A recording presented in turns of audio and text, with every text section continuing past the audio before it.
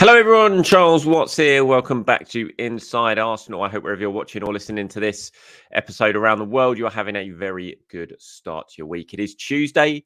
Of course, we are now edging ever closer to the weekend, edging ever closer to Arsenal returning to Premier League action for what feels like quite a while. I have to say, the squad has been over in Dubai. They are due back today. Going to get a bit of a rude awakening when they arrive back here because it is a hell of a lot colder here than it has been in Dubai. -5 it was this morning when I went out to defrost the car for the school run. Yeah, I think the players are going to feel that when they step off the plane from Dubai. Preparations now really start to gear up from this point. Looking ahead to the game against Crystal Palace. Still waiting for confirmation as to when Mikel Arteta's press conference will be ahead of that game. It will be on Friday, but we're just not sure yet if it's going to be a morning one or an afternoon one. Arsenal still yet to confirm with the email that they send out to us all. Should hopefully have that in the next 24 hours or so. Interesting to see what Mikel Arteta says at that press conference. I'm sure there'll be lots to talk about team news, injuries, seen lots of players sort of back with clips while they've been away in Dubai. Interesting to see just how close some of them are. Thomas Partey, for example, haven't seen him yet. How close is he? Will he be involved this weekend? Zinchenko, what's going on with him? Urian Timber, how close are we to a potential return for Urian Timber? So lots to discuss with Mikel Arteta when he does arrive back. And I'll start gearing up really towards that game tomorrow. I think in tomorrow's show, we'll really start to look ahead about, the big decisions facing Mikel ahead of that game, who could start, what he should do. But I wanted to sort of focus today's show on some really big news that has happened. We spoke about it briefly in yesterday's episode, that we were expecting the Premier League to comment on the cases of Everton and Nottingham Forest with their profit and sustainability rules. And that confirmation has now come through. It came through yesterday afternoon. If you're watching this on YouTube, you can see the statement that the Premier League put out where they confirmed that Everton and Nottingham Forest have each confirmed to the Premier League that they are in breach of the league's profitability and sustainability rules. This is a result of sustaining losses above the permitted thresholds for the assessment period ending season 2022-23. In accordance with Premier League rules, both cases have now been referred to the chair of the judicial panel, who will appoint separate commissions to determine the appropriate sanction. Commissions are independent of the Premier League and member clubs. The proceedings are heard in private, with the commission's final decisions made public on the Premier League's website. The league will make no further comment until that time. Now, we know that Everton and Nottingham Forest are both going to be arguing this case.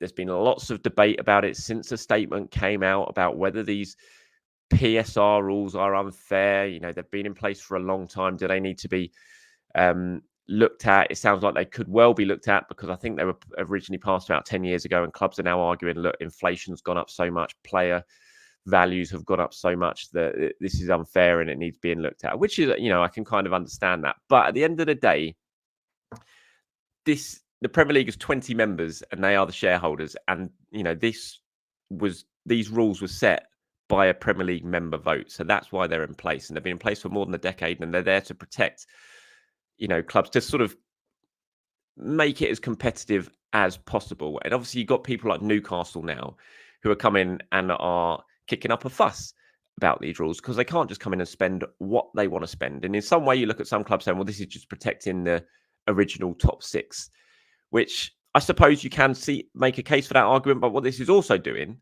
is protecting just state-owned clubs now coming in and being able to spend huge amounts of money and completely disrupt things. So, I don't think it's necessarily a bad thing. The rules are in place for a reason. You can't basically lose about 105 million, I think it is, over the case of 3-year accounting period. And that's what Everton and Nottingham Forest have done.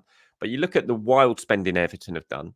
You look at what Nottingham Forest did with the amount of players that they brought in, huge amounts. I think they totaled about 250 million pounds. They made so many signings, didn't they? And they're complaining that one signing, which was a sale that they did for Brendan Johnson to Tottenham, wasn't done in time to go on the accounts. And that's their sort of complaints about the whole thing. It's like, well, get yourself in order. Everyone has to get themselves in order in any sort of way of life. So I think it's a bit rich that clubs are sort of, the rules are there. They've been there for a long time. They know about these rules and they've gone over them, and they accept that they've gone over them. So I don't see how they can really kick up a fuss when they get punished for it. There is the sort of the big cloud hanging out over it all in terms of Manchester City, obviously, and why are they not being punished? And for the integrity of the league, how does this look? That these sort of clubs are getting punished and Manchester City aren't, and that's all gone very, very quiet. And I understand that it looks pretty bad, and I think it does look bad for the Premier League, but you also have to accept it's a completely different scenario to what Everton and Nottingham Forest are facing. This is 115 separate cases.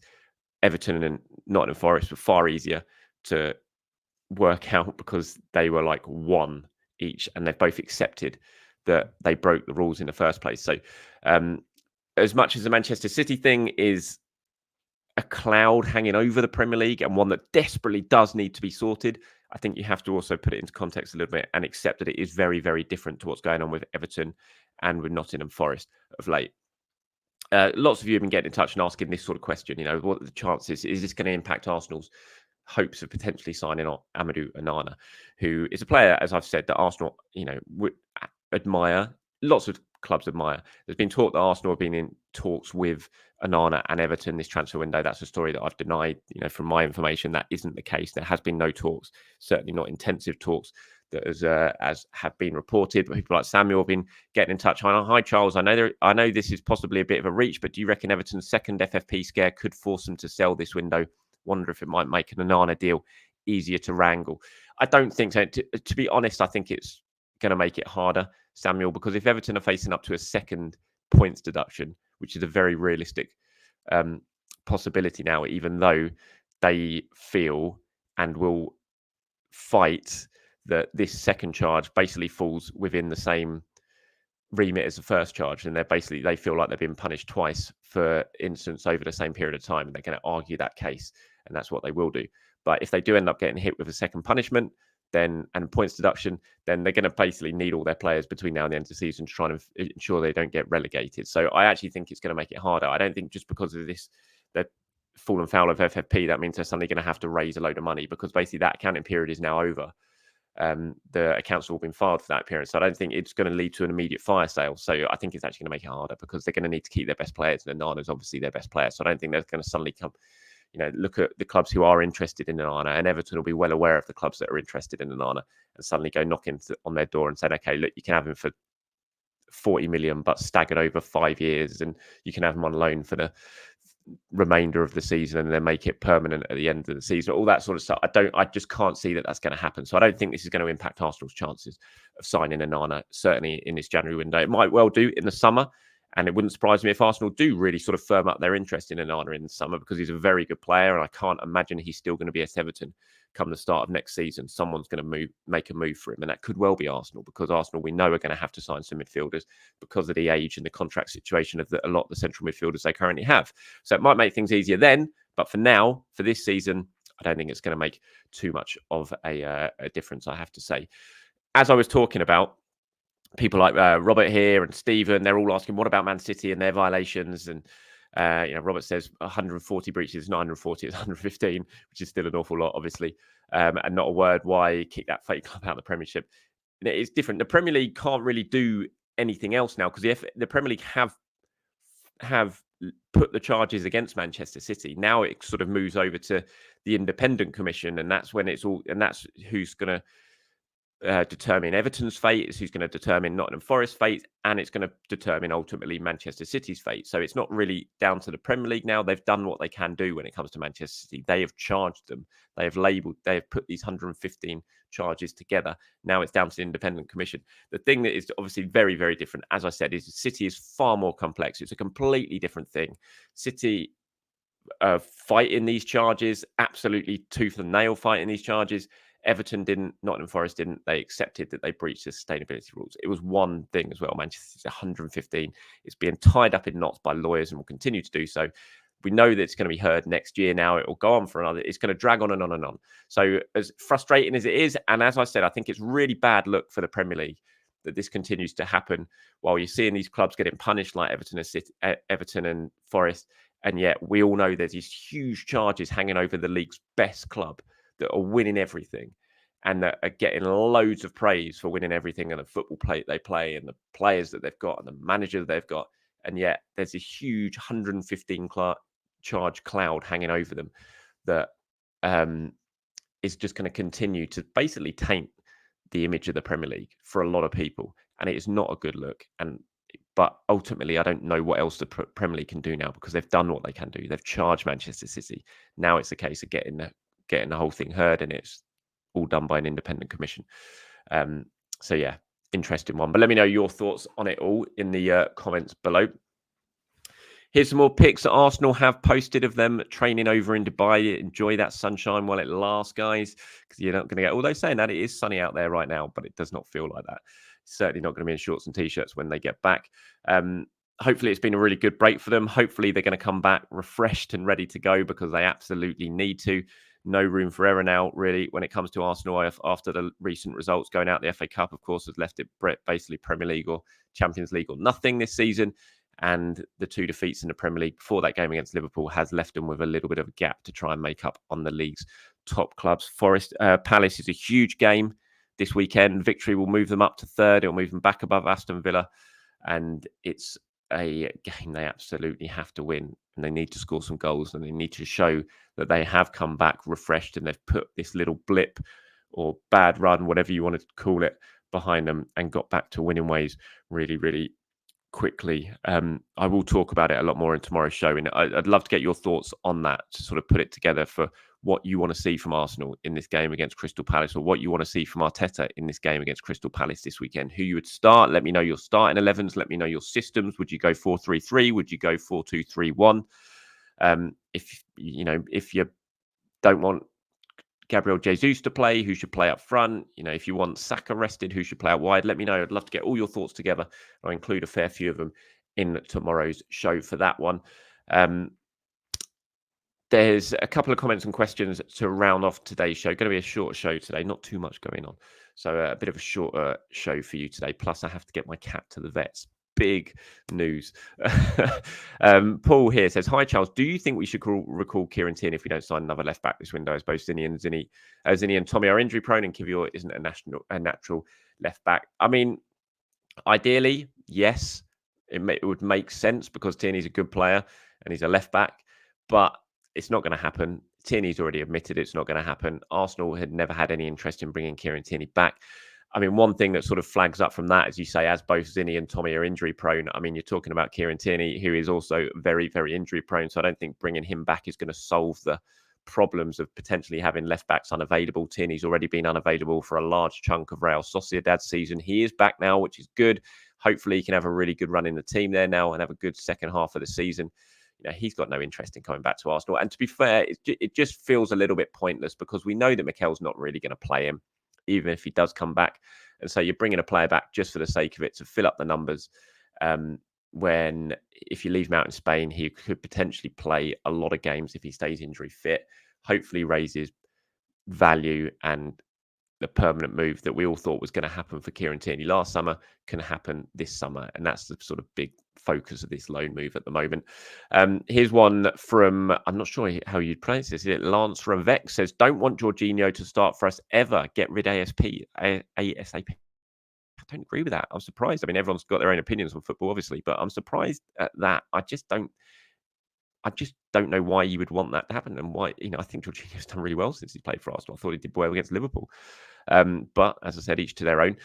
Try ESR, put Havertz back in midfield.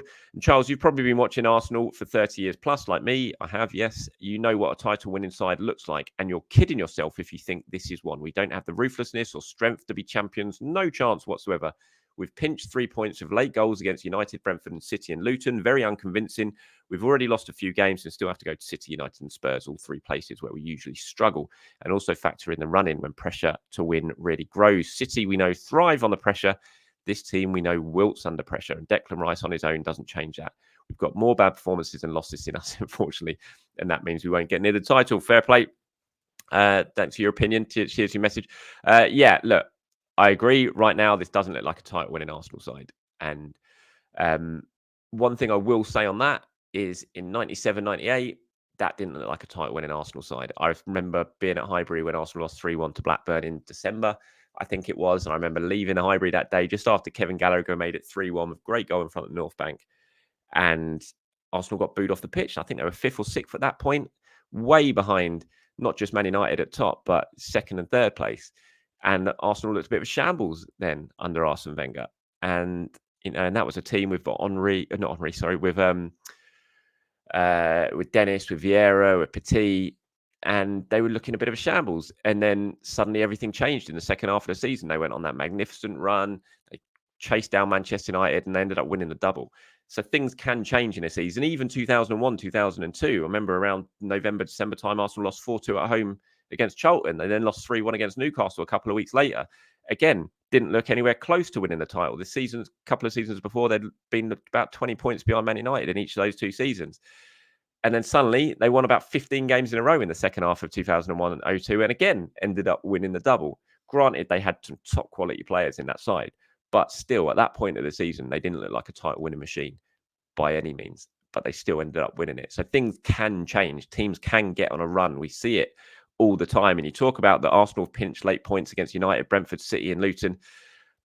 I mean, you're talking about two of those teams. One of them, especially, is Manchester City. It doesn't matter when you pinch the points against Manchester City. If you beat them, that's a very good result. Liverpool have won late loads of times this season. It was only a couple of weeks ago they were 3-2 down at Anfield against Fulham at home, and they ended up turning that round and winning 4-3. They've won so many late games. They were losing at Crystal Palace not so long ago, until Palace had a player sent off, and they ended up again winning 2-1 with another injury time winner. So the best teams do pinch games late on when they're not playing too well. And Arsenal had a habit of doing that this season. And it was only a couple of weeks ago they went to Anfield and got a really good 1-1 draw and were top of the league at Christmas. So I don't think they are absolutely no chance of winning the title this season. I'm not ready to write it off just yet. I accept they're going to have to play better. They're going to have to perform better. They're going to have to score more goals. They're going to have to sort out what they're doing defensively at the moment, because the last couple of weeks or last few games, they've slipped away in that regard as well, where they had been looking so strong before that. So there's a lot they need to do, a lot they need to turn around, and they need to turn that around quickly. But, I don't know, maybe it's me, maybe I'm just an optimist, but I'm just not ready to write off the season just yet. They're still there. They're still with it. They've still got a chance. They're not miles away. And when you're in that position, then for me, you still got to have some hope that you can turn things around. So, but again, that is just me. Let me know if you guys agree or disagree with me or not. All right, that's it from me for today, everyone. Thank you very much for your time. As always, like I said, for tomorrow's show, I want to start really sort of focusing ahead to that game against Crystal Palace and what Mikel should do, how the team should set up, who should play, who shouldn't play. Love to get your views on it all. Please do let me know in the comments below, and I'll get a few of them together and include them in tomorrow's show. Until then, everyone, have a very good Tuesday. Speak to you very soon. Bye-bye.